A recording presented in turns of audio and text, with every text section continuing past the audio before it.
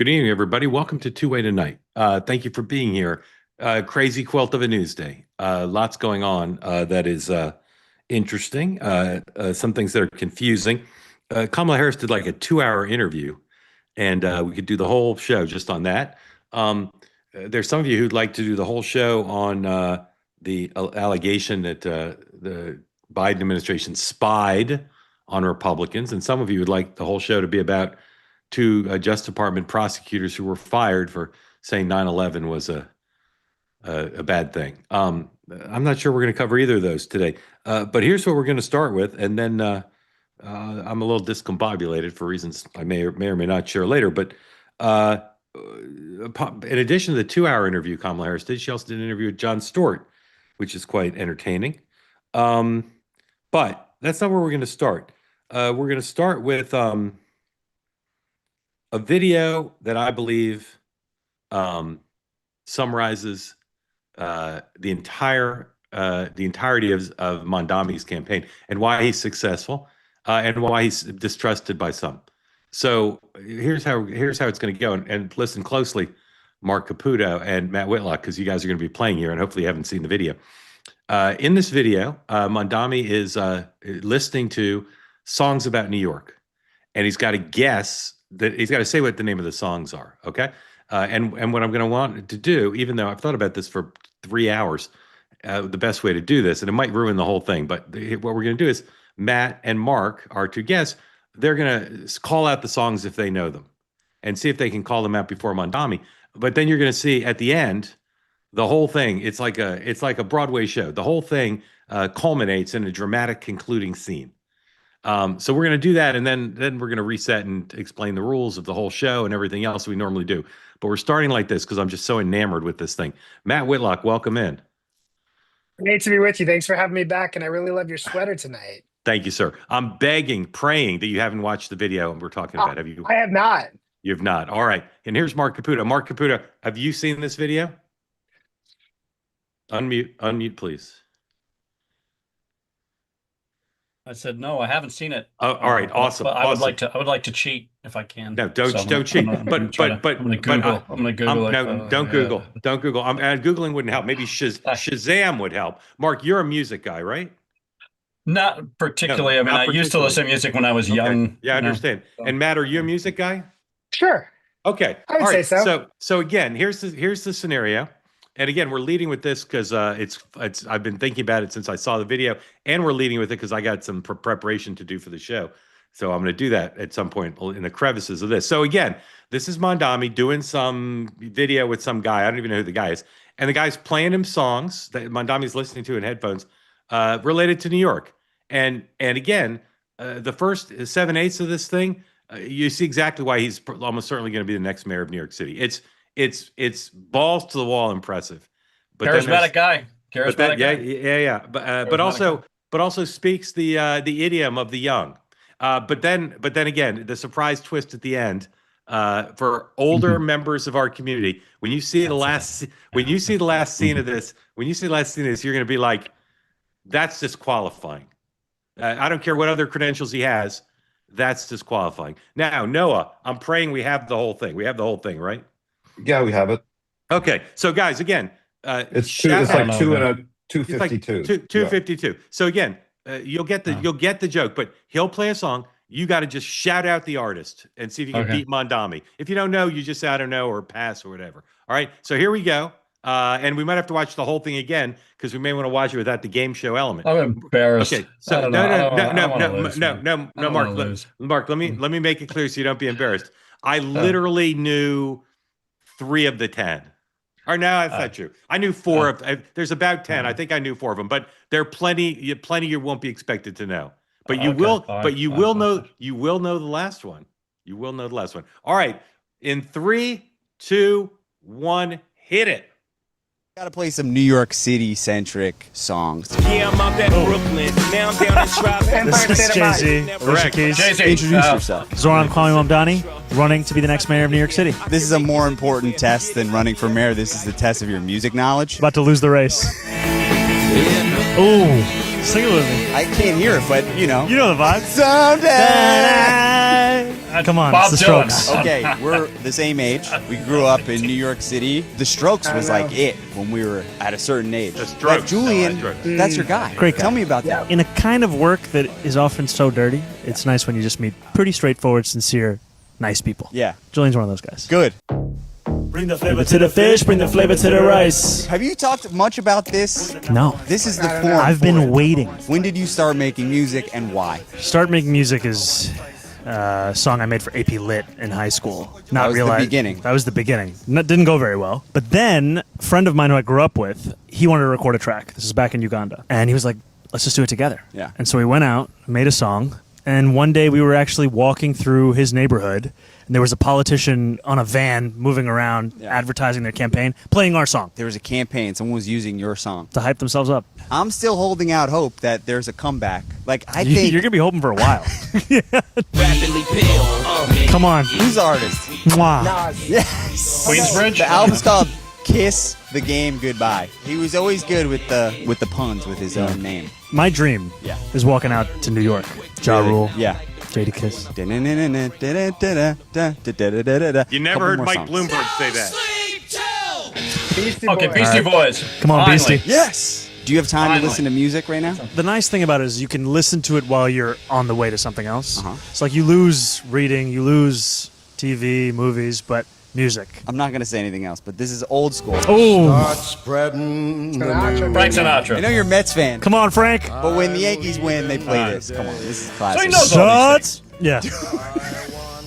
I love him. You do. Sinatra, incredible. New Jersey guy. He's probably priced out of New York City. Oh, There's a war going on We're in outside, Queens no right man now. safe from. Queens, bro. Run, but you can't hide forever from these M.O. streets that B.B. we done D.E. E.P. One more.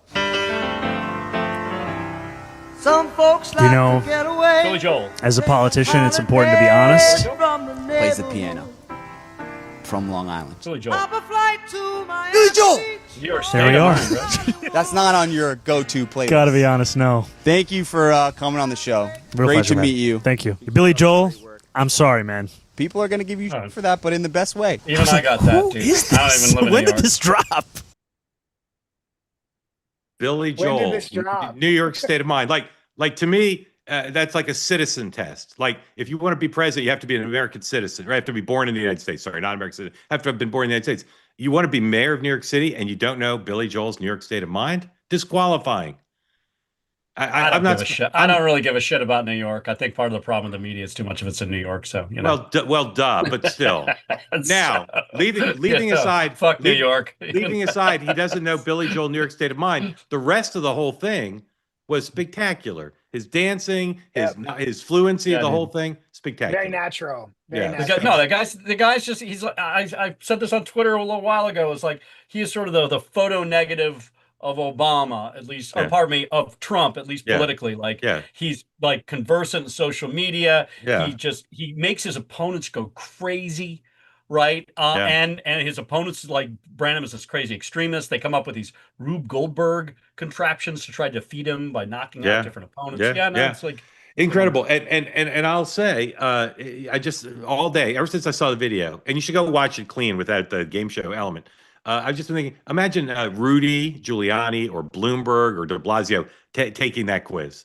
Now they get Sinatra and they get Billy Joel, but man, that was brilliant. All right, gentlemen, go back to reading your emails. I'll be with you in a minute. I'm going to do a little bit of business and then have you back. But thank you both.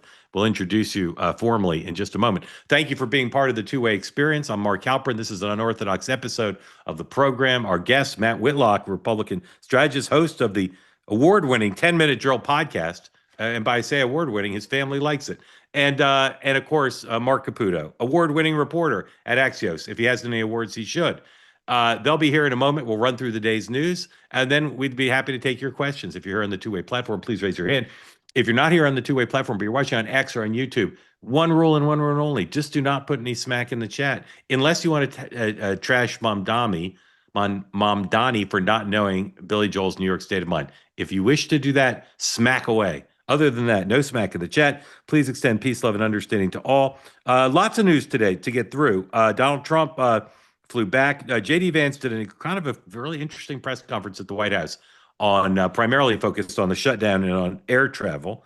We'll talk about that in a minute. As I said, Kamala Harris did a bunch of interviews, a new interesting Washington Post ABC News poll. Lots of Halloween prankster jokes going around. This Arctic frost investigation, we're going to talk about that a little bit at least. And a lot of related to New York City mayor's race, some new polls in New Jersey. We'll talk about those. Gretchen Whitmer says she won't rule out running for president in 2028. Gavin Newsom, a lot of stories about how he's leveraging Prop 50 to potentially run for president. And then two final things I'll mention. Casey Means, nominee to be Surgeon General, was supposed to have her confirmation hearing remotely because she was in labor. She was pregnant towards the end of her pregnancy, and then she went into labor.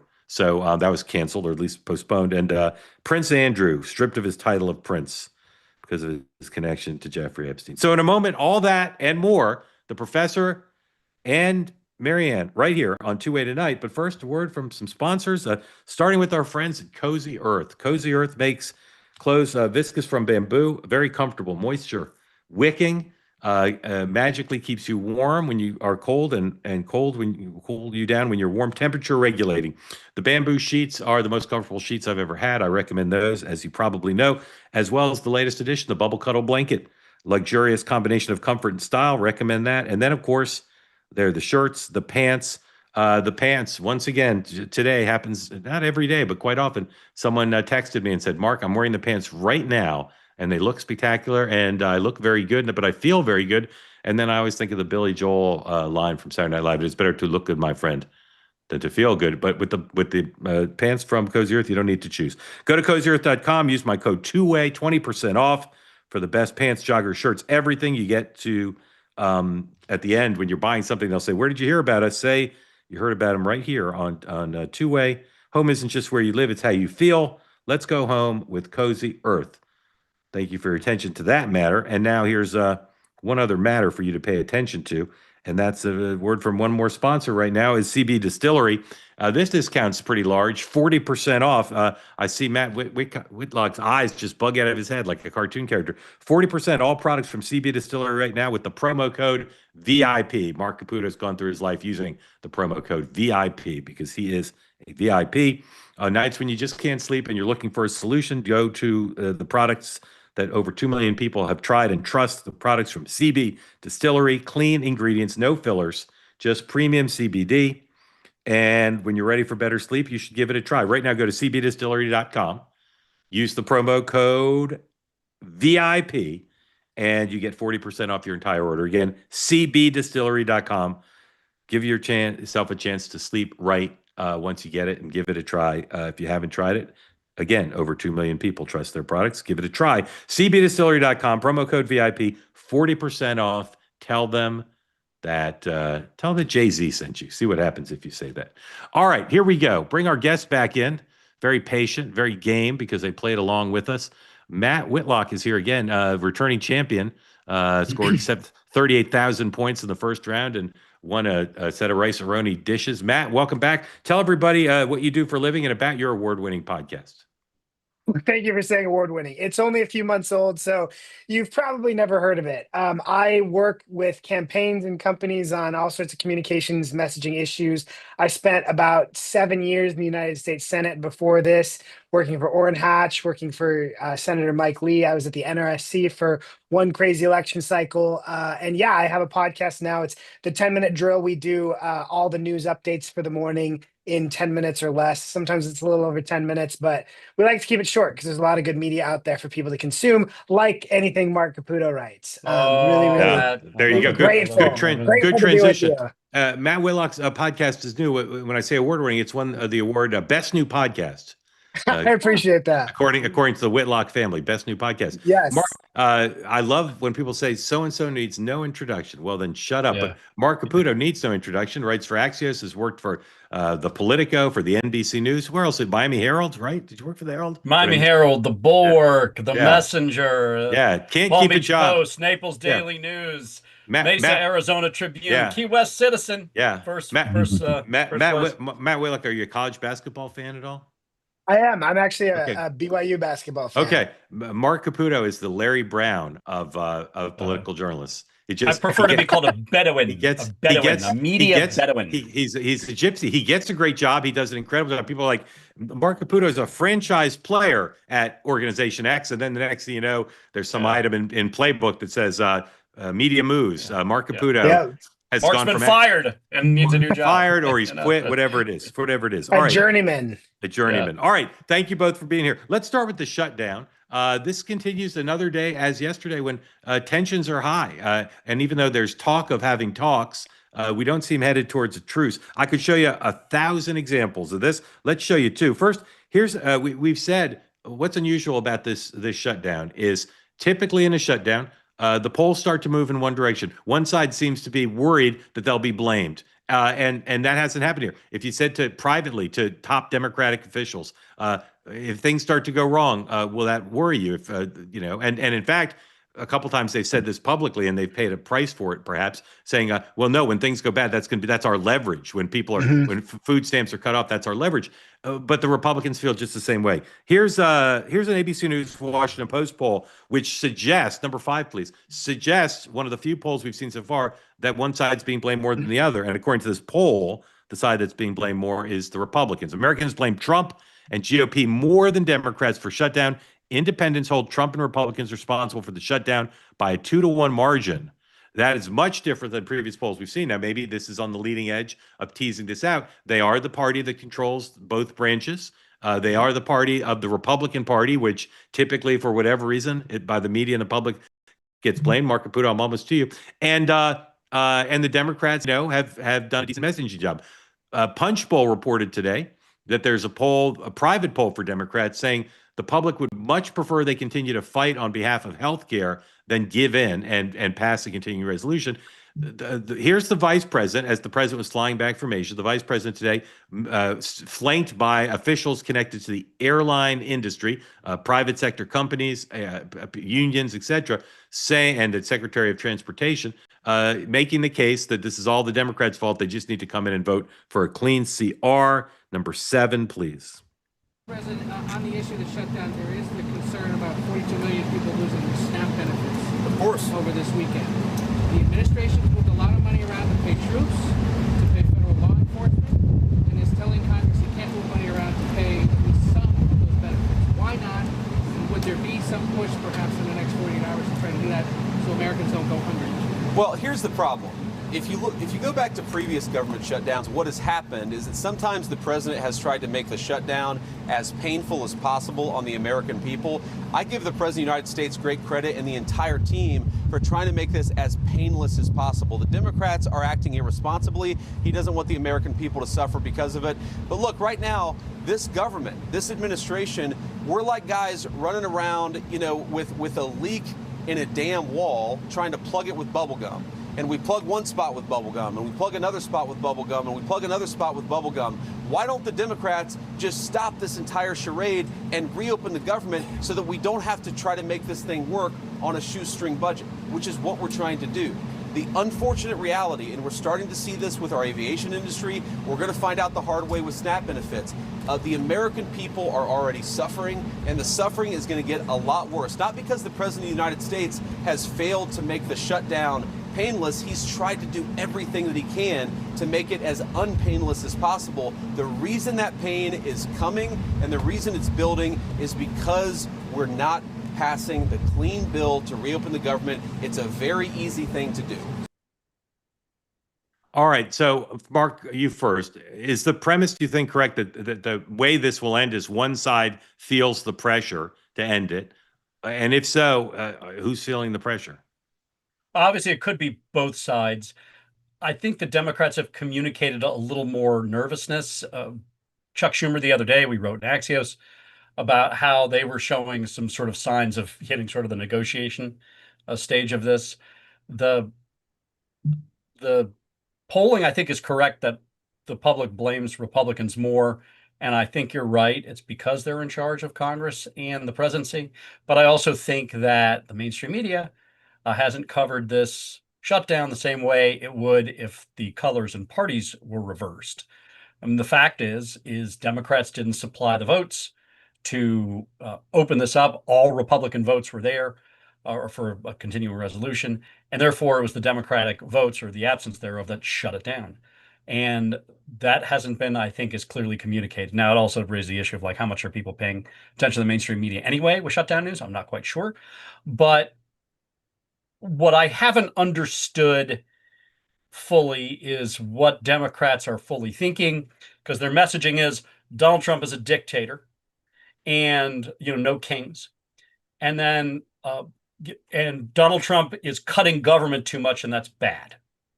So then they shut down the government, which empowers the executive more, and it empowers them more and gives them more cover to start cutting government. Right. And so, you love my obscure classical references. It seems as if the Democratic voters have just forced the Democratic politicians into battle the same way that the Spartan wives would, saying, come home with your shield or upon it, which is come back alive with your shield, or if you're dead, your friends are carrying you on the shield. I think they're going to wind up dead here. I think they're going to wind up sort of having to capitulate because, as the White House has told me and as we've written, the White House believes it has a higher pain tolerance. And the president doesn't believe in negotiating with hostage takers in Congress. In Congress is an important phrase because we did negotiate with hostage takers with Hamas, but that's a whole other separate category. All right, Matt, if Carl Host of the New York Times is the 101st senator, you are 102nd. So you know the rhythms of Capitol Hill and the executive branch. Are Republicans the ones feeling the heat now? I honestly don't think they are, because it's so interesting how many of those polls that show some people might lean towards blaming Republicans are also showing Democrat Party approval rating continuing to drop, or seeing things like, Schumer's own personal approval rating continuing to drop. I think that was very interesting. Wall Street Journal had a great piece on that, and CNN had that Harry Enton clip that went super viral talking about how Democrats' poll position in the generic congressional ballot has actually gone down through this. And so I do think that there's a bit of a disconnect there. My bold prediction is I believe that there will be a deal announced to end the shutdown before next Wednesday. And I think it goes a lot to what Mark is talking about. I think Democrats are feeling more pressure here. One dynamic that I've watched really closely just in these last couple of days is the media beginning to really clamp down. There was a Jake Tapper exchange with House Democrat from Melanie Stansberry from New Mexico, where she said, this is Republicans' choice to do this. And Tapper pushed back and said, wait, Democrats are the ones in the Senate who held back their votes. There have been more and more of these exchanges where Democrats are on their back foot. And so if polls aren't enough to move Democrats, I believe this shifting tide in media might do it. And I do think that the food stamp flap in particular, I love what Mark was getting towards about the no kings and they are treating Trump like a dictator, because the other dynamic we're seeing this week with the food stamp fight is the fact that now they're calling on Trump to be a dictator by circumventing Congress. There's two things they're doing. One, they are trying to sue the president to force him to go around congressional authority to release that food stamp fund. There's also a bill being discussed in the House that would force President Trump to release that food stamp funds, the emergency food stamp funds, mind you. And the other part of that I think is really tough for Democrats to square is that emergency funding is for things like school lunches in the case of a natural disaster, not a political shutdown that nobody's really made a good academic argument for. So I believe Democrats are starting to feel that pressure. You're seeing more and more Democrats willing to say out loud what it is they need to hear to end the shutdown, because they are looking for an off-ramp to this. And I think that, this November 1st deadline on food stamp is going to be a huge pressure point. Thanksgiving getting closer with travel concerns, the sort of stagecraft of JD Vance and, airline executives and, transportation trade associations, Chris Sununu there. That was very effective because people are starting to think, what if I can't travel to see my family? And Democrats are going to start feeling the pain from that. Yeah. Former Governor Chris Sununu of New Hampshire is now the head of the lobbying group for the airlines. That's why he was there. Mark, thoughts on what Matt said? Oh, he's right. I mean, just to add, the Airline Pilots Association came out today and said we need a clean CR, i.e. Senate Democrats need to vote for it and open the government. You had, prior to that, you had the Teamsters, and then you had the American Federation of Government Employees. So you have three unions now representing various constituencies are all saying there needs to be a clean CR, and they're not all explicitly saying, therefore, Democrats need to vote for it. But it just seems like it's more pressure to bear on Democrats.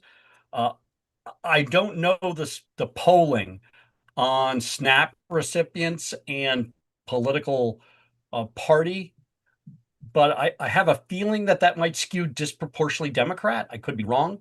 Yeah. So that is also an additional wrinkle. And a lot of Democrats just sort of instinctively support the idea of helping the poor.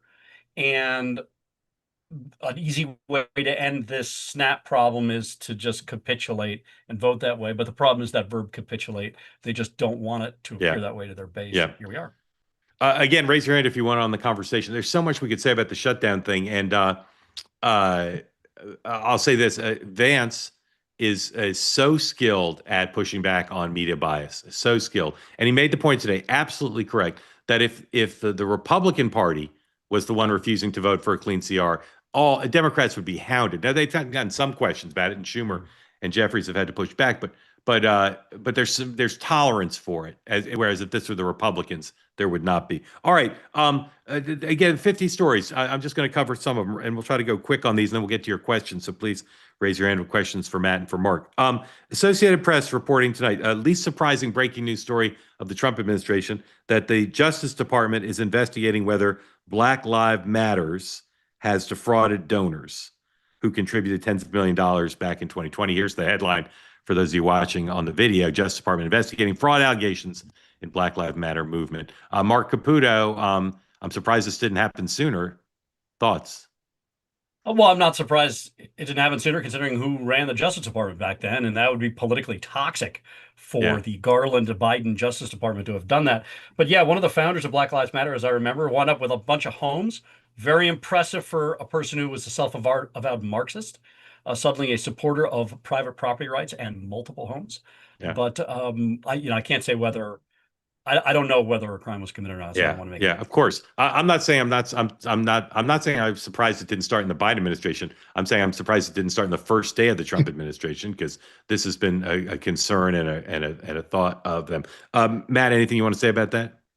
Stephen Miller was very vocal about trying to get to the bottom of this sort of dark money constellation of groups that have been driving the toxicity that led to things like the assassination of Charlie Kirk. I think there's going to be a lot more to this, but I think the thing on Black Lives Matter that's so important to remember is after the death of George Floyd, the list of corporations that got in line to use their sort of the S and ESG, their corporate governance, their corporate social responsibility, to give giant multi-million-dollar gifts to groups like Black Lives Matter. And that is how they built such a gigantic fortune, and it made a lot of people wealthy, did not do a lot for the larger cause. And I think there's a huge list of groups that are very similar like that.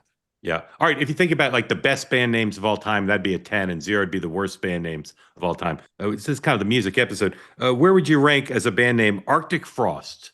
Arctic Frost is a band name. Mark? I'm not good at this, man. I guess I fold when it comes to stuff. Matt, Matt.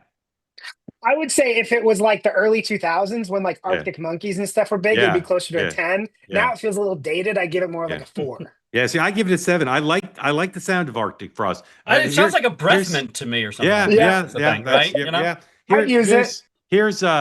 Here's who doesn't like Arctic Frost: Republicans in Congress who feel that they were spied on. I've got a little bit of a problem with the word spied on, but doesn't mean something inappropriate didn't happen. Number 12, Rick Scott, Florida's Rick Scott, one of the many Republicans upset about this investigation. Here's his tweet. I was just informed by Ron John, also known as Senator Ron Johnson, Republican from Wisconsin, that I was targeted in the Arctic Frost witch hunt by Biden's DOJ. Let's be very clear. This was a targeted attack to dismantle the Republican Party, destroy me and other elected members of Congress, and take down President Trump. This is a complete weaponization of government and unconstitutional abuse of power by the corrupt Biden administration. I've seen this before. Biden's IRS released my tax records. Mark, is that true? I don't remember that. I don't recall that. Yeah. All right. Clinton's DOJ came after me for going against Hillary Care. This is the same disgusting corruption. He's been saying that since 1997. Thank you, Mr. Grassley, Mr. Ron John, for your work to hold the Biden administration accountable. Justice must be served. Everyone involved in this gross abuse of power must be held accountable. Now, I'll repeat the position I took on Charlie Kirk's program today. anytime the executive branch investigates members of Congress, we should be wary because it can be an abuse of power. So that right away is a problem. Second is this seems to have been done with a pretty broad brush. However, it's not spying. You can say that the judge who approved it improperly, but they had a judge approve this. So it was legal. You might think it was unseemly. You might think the judge was crooked or misguided. But as far as we know now, I'll say that again, as far as we know now, this was not spying. This was not illegal. And Republicans are really out there because. But does spying mean it's illegal? I thought spying is just like a lowercase s. I think spying means. I think spying means illegal. I think spying means legal. In any event, is this the story not du jour but de week, or is this thing going to be a real issue going forward with hearings and disclosures and investigations? I think it has legs. I mean, Rick Scott is a committed partisan, with the best of them. Don't get me wrong. At the same time, I've covered him long enough.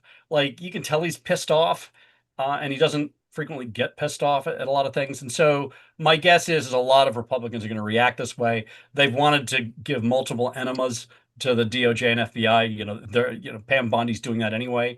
And I think this is just sort of more fluid for the flush here. Matt Whitlock, will we be talking about Arctic monkeys in a few weeks? Arctic frost.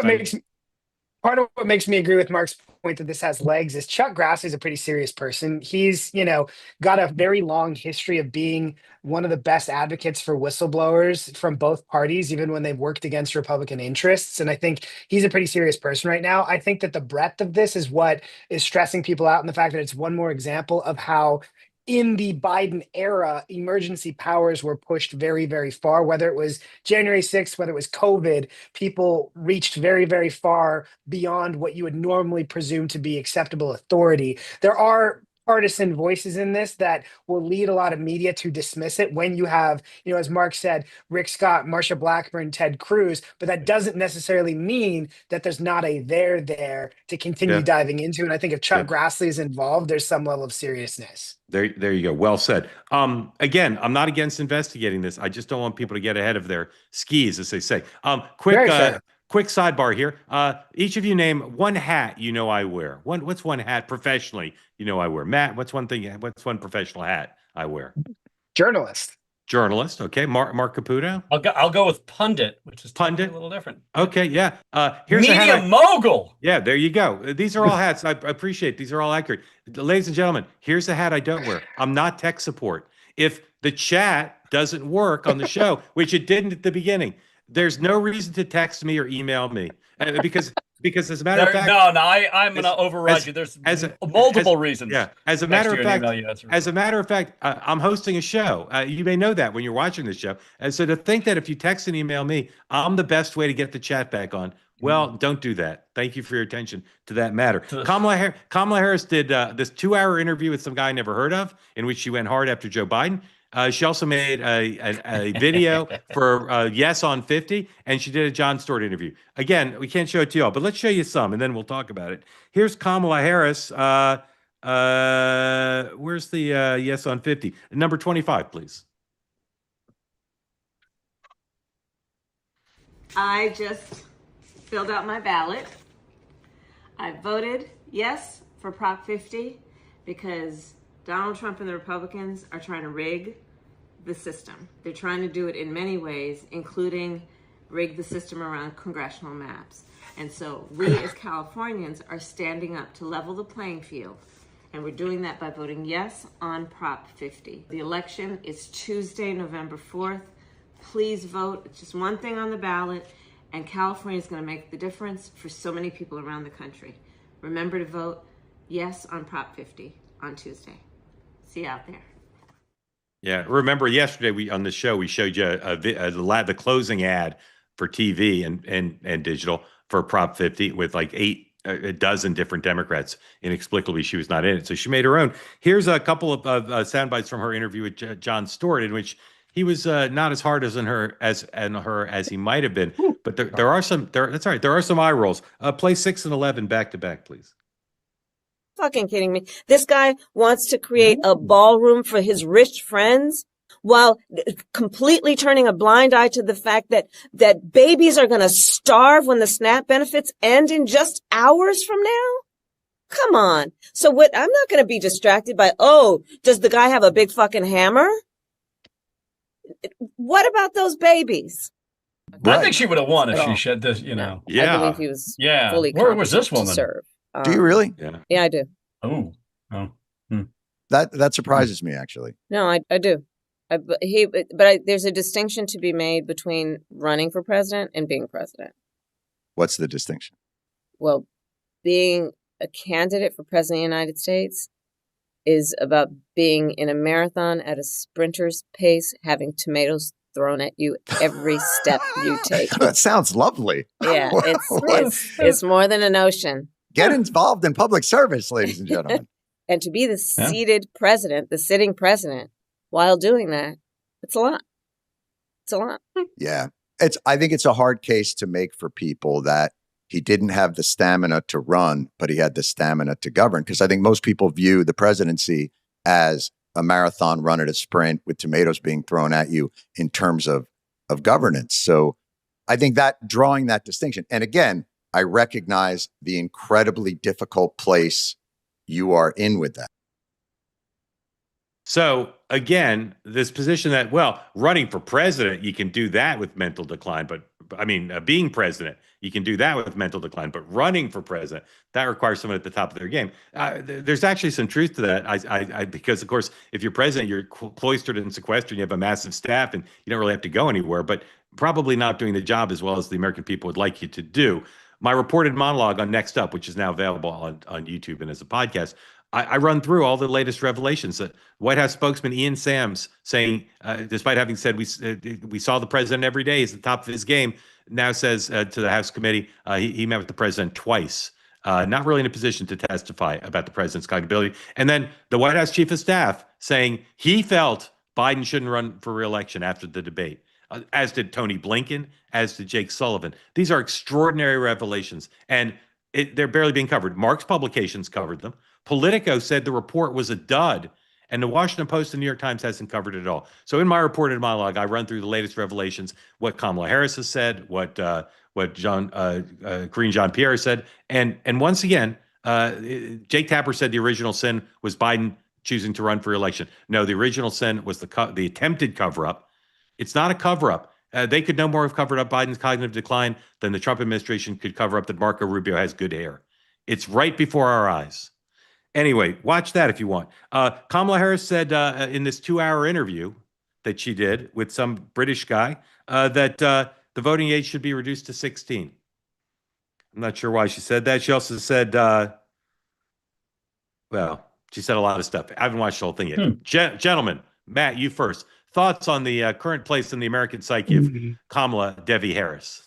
Well, okay, so there was one clip from her interview. I don't know if it was the one with the gentleman you were talking about or with another one with a British woman where she was asked a question about Biden and, if she was willing to criticize him or not. Yeah. And they called it a world-class dodge. Yeah, I think she said world-class pivot. She's Australian, and I play that on Next Up. Australian, I'm sorry. Yeah, that's all right. Apologies. Sounds a lot like British. Offsides, Matt. Offsides. Exactly. But what I love about that is right after she called her out for it, Kamala Harris made news because she actually answered the questions, engaged, criticized Biden, and, created some new tape. And I think that if 60 Minutes and others had that same tact of saying, no, we're not going to let you filibuster for 25 minutes on an answer. We want you to actually answer the question we asked. They might have been able to make more news back at the time. But I do think, she gets into Prop 50. Prop 50 is such a fascinating fight. They just put out a new ad featuring AOC, Jasmine Crockett, Chris Murphy. It is a base driving to the max campaign. We showed it here last night. Barack Obama's in it too. Mark, what role is Kamala Harris playing in our life these days with those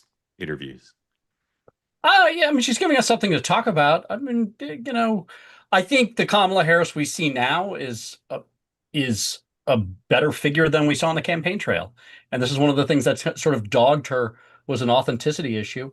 I think the Kamala Harris is like, hey, why don't you pick up a fucking hammer? That person's a little more engaging. But where was she? She's still not telling the truth about Biden's cognitive decline. Sure. Not telling it. That will If haunt we're her. passing out, yeah, I mean, if we're passing out demerits for not telling the truth, considering the current occupant of the White House, it's to paraphrase Apocalypse Now. That's like passing out speeding tickets at the IndyCar 500. There you go. All right, we want your questions and comments in just a moment. So if you'd like to get in with these two fascinating gentlemen, now's your chance. Thrill of a lifetime, opportunity of a moment. Take it. Raise your hand. Quick word from another sponsor, and this would be from our friends at True Classic, new sponsor to the program. Go to trueclassic.com/two-way to see some incredible clothes, fit, feel, price, and their new product line. I've been wearing the clothes, and I'll tell you, they are great. True Classic has sold already, relatively new company, 25 million shirts to over 5 million customers, racking up a lot of 5-star reviews. The shirts fit incredibly well. And they're not that expensive. You can find them on Amazon, Target, Costco, Sam's Club, but nice looking stuff, very comfortable. Or go to the website and see. You can shop there. trueclassic.com/two-way. Try them out. And they're super soft. And again, they're tailored. They fit really well. Go right now, trueclassic.com/two-way for clothes that are great looking, fit well, but will not break the bank. Clean, effortless fit that actually work in real life. Thank you for your attention to this matter. trueclassic.com/two-way. All right, time for questions. We start as we do every night with Guy Wells. Guy, welcome in. Thank you for being part of Two-Way. Unmute, tell the gentleman and everybody else who does know where you are and what's on your mind. Colorado. Well, I'm from the mountains of Colorado. Yes, sir. Just west of Evergreen, if you know the area. Yes, kind sir. Of between and Evergreen and all that. Beautiful, beautiful place. I've been there. Yeah, and we started skiing last weekend. Amazing. That's good. It's good if you're into it. It's good if you like skiing. Yeah. Well, it's my 56th season this season, so there you go. All right. Anyhow, Arctic frost. You guys kind of poo-pooed it, and do you understand how they? No. We did not. We did not. The name. We did the not. Name. We didn't poo-poo. It sounded like a myth. But did you know where the name came from? No, I didn't. Go ahead. Arctic frost is an orange tree variety. It's an orange tree. So it was specifically chosen because of the big bad orange man. All right. That's interesting. So I think the fact that they thought about that kind of leads you to think there's a little bit corrupt. Well, that's all. I'm going to Google that. That's a fantastic piece of trivia. It is. Guy, the only thing I'm poo-pooing is if it's a legally sanctioned search by a judge to look at the records. It's not spying. It might be improper. The judge might have made a mistake. It's spying. It's not. That's not what spying is. The government. It's lawfare. It might be lawfare, but a judge sanctioned it. Yeah, but judges have been sanctioned. Guy, you just don't know. Guy, you don't. I say with respect, you just don't know enough about what the prosecutors and the judge decided based on. I know it's easy to say. He's right about the Arctic frost, the Satsuma mandarin. Yeah, delicious. And but Guy, I will say, remember, I said on the other side, anytime the executive branch investigates the legislative branch, we should all be deeply suspicious. Anytime. So if you only got on to poo-pooing it, you're done. No, I was just pointing out that it was kind of started with a name that by itself leads you to think there's corruption there. It's a great point. And that it was targeted because it was targeted to take down Trump as badly as they could. Yeah, it was targeted to take him down. It might have been. And I mean, but aren't all investigations targeted to bring down a bad guy, right? Though I mean, that does make sense. Well, the question is the motive, right? Did they see a crime there? Guy, at the time that this investigation began, could you have ruled out that a crime was committed that involved Republican members of Congress? Could you have ruled it out? No, you couldn't. I couldn't rule out for either Democrats or Republicans. Well, but in this case, it was done by Republicans on behalf of a Republican. Again, I'm not trying to defend the investigation. I'm just saying, in my vision of America, we don't start throwing around these hyperbolic charges about the investigation without evidence. We investigate. We look for evidence. We don't just say buzzwords. Arctic frost wasn't just against the elected officials. It was against Republican and conservative organizations. 197 subpoenas, 92 different groups that were not part of the government. And it's possible that a judge said, based on the evidence presented by prosecutors, these groups may have been involved. I'm just saying, let's make accusations based on the facts, not based on trying to get hits on Fox. Let's make accusations based on facts. That's all. Okay. Well, thank you. Appreciate that.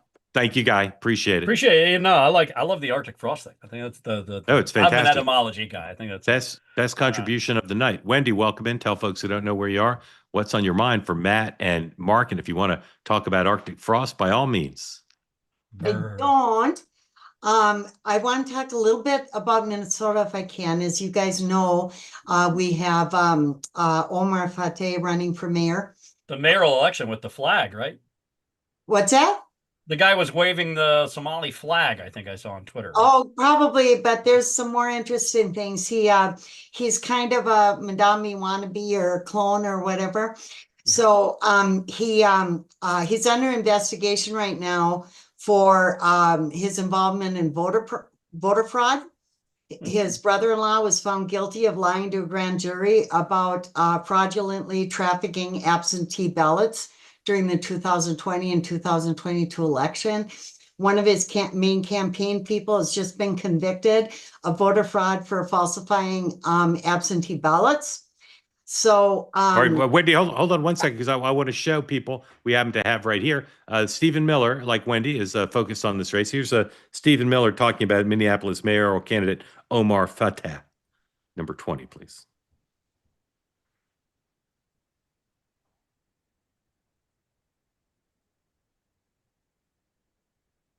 Drum roll. Number 20, please. Here we go. That's There the it is. tweet. That's the tweet from Stephen. And there's video too, I believe, correct? Am I right that there's video? Yep. Yeah. All right, You play the can video. play the video.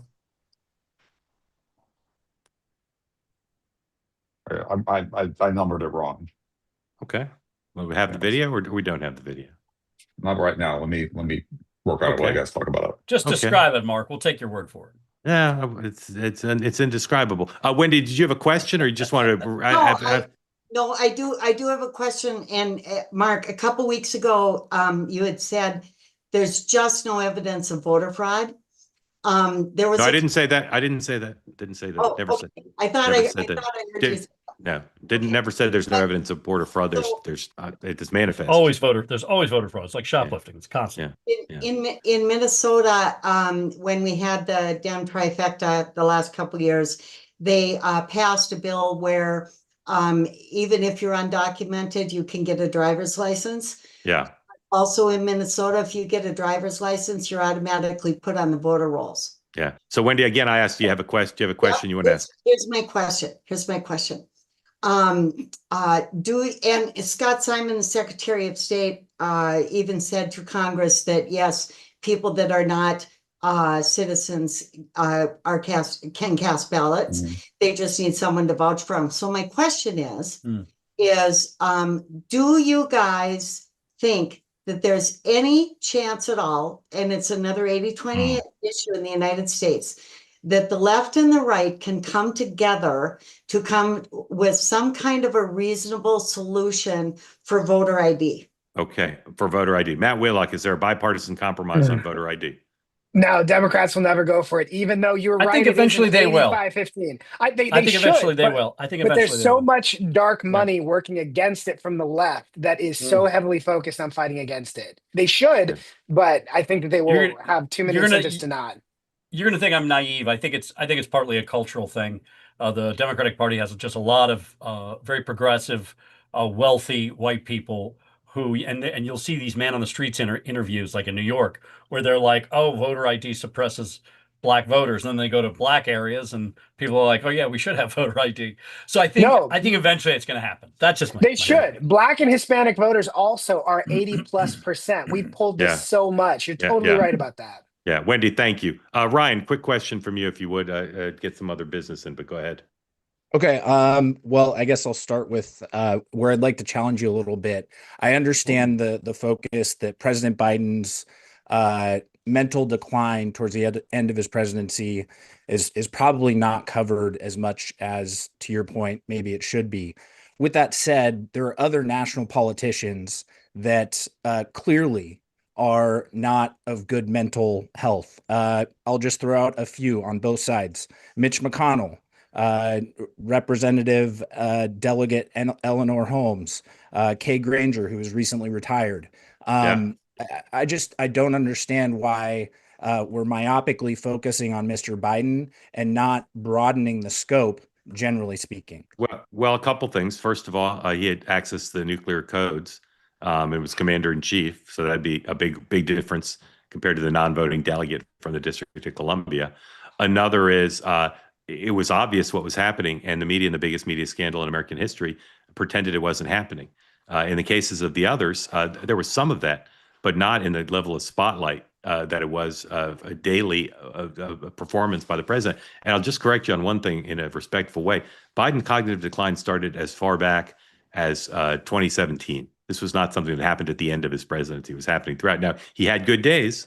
He didn't have all bad days, but he had bad days as far back as 2017. So I think it's pretty clear that if a member of Congress has cognitive decline, even someone as powerful as Mitch McConnell, the implications for the country and the planet are not nearly as large as they are for the president of the United States. And the level of denial, the Biden administration, as I say in my monologue on Next Up, they called reporters and tried to intimidate them and punish them if they wrote about his cognitive decline. I don't think you saw that in other cases that you mentioned that I know of. And then finally, they just lied repeatedly from the podium at the White House on television. They just lied. They claimed that Biden was outworking them, and they never saw him have a bad moment. So I think this is really a troubling moment for the media and for the Democrats. And then you had one person, Dean Phillips, with the courage to speak out, and they destroyed his career. So, RFK too. Remember RFK? Yeah, RFK also. That's right. RFK both. But Dean Phillips put it more at the center of his campaign. So Ryan, I appreciate you're right that we should have that kind of standard. And I'll just give you one more. They never made his doctor available. They never made his doctor available, and they did obviously not make his doctor available because the guy would have had to lie. And when the doctor was called before Congress to explain how he treated his patient, the president of the United States, he took the fifth.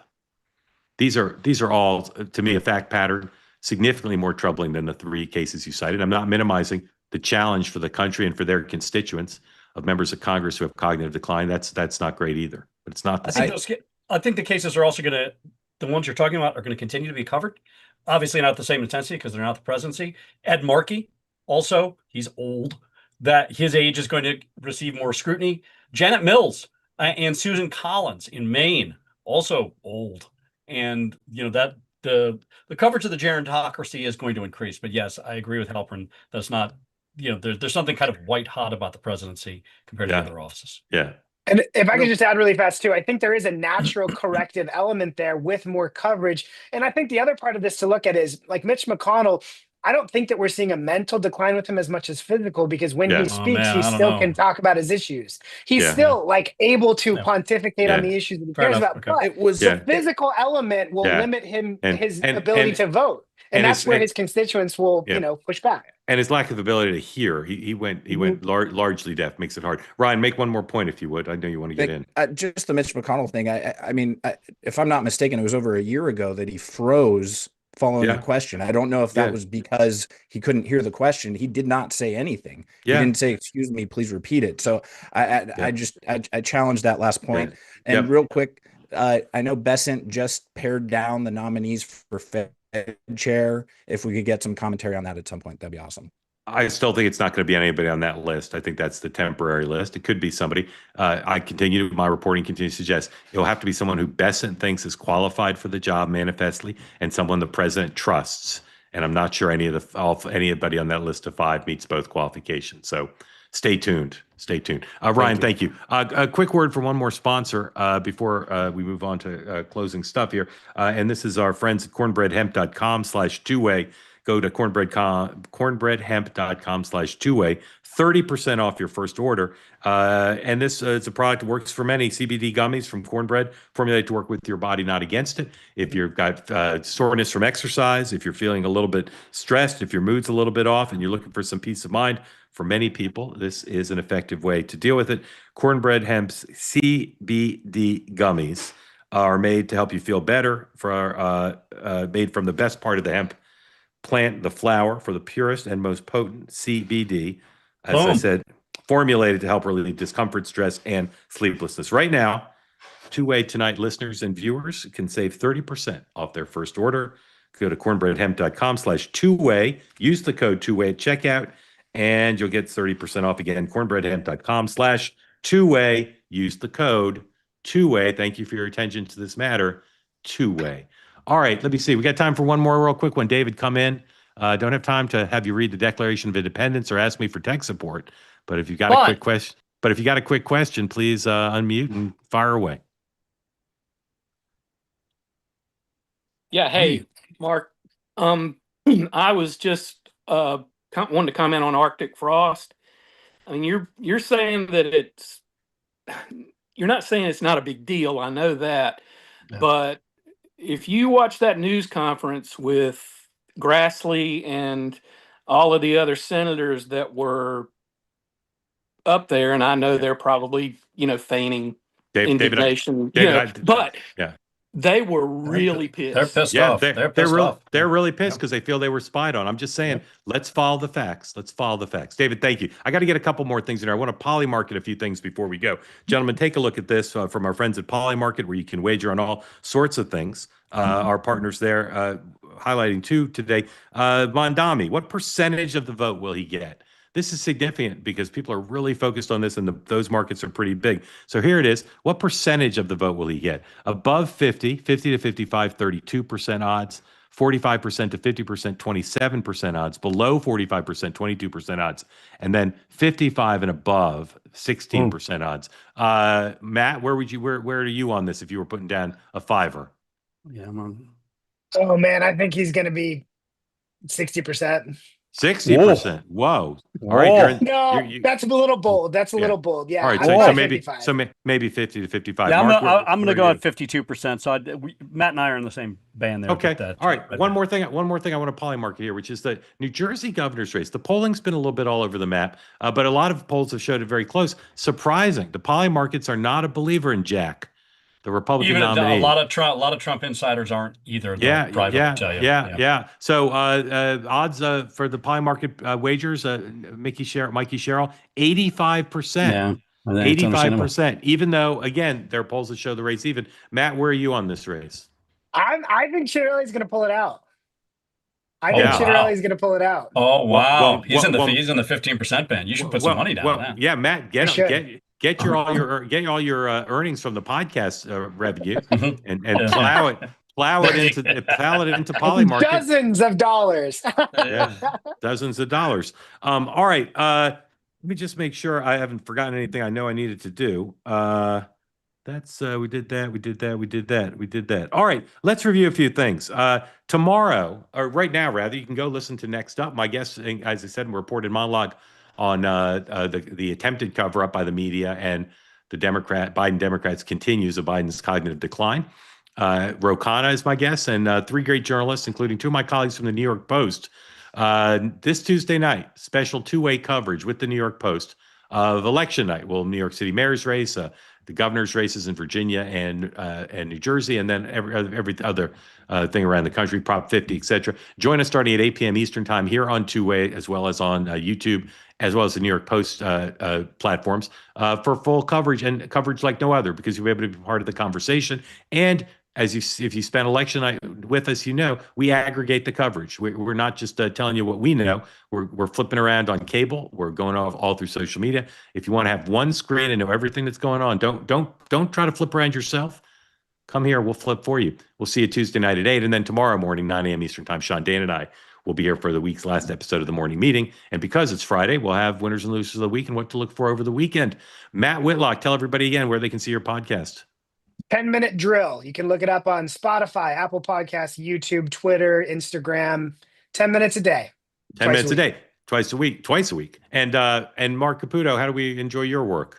Axios.com or on Twitter at Mark A. Caputo. I don't look at the comments on Blue Sky, so yeah, Mark A. Caputo. Don't try to reach him on Blue Sky. Very grateful to you all for being part of the community. Appreciate the questions. And again, don't take my comments on Arctic frost as taking it lightly. I don't take it lightly. I just believe in an America where people don't go out and counter potential fraud of improper behavior with hyperbolic statements which are not currently supported by the public facts as we know them. Let's go a step at a time.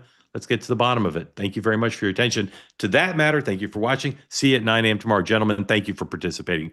Matt and Mark, grateful to you. Thank you.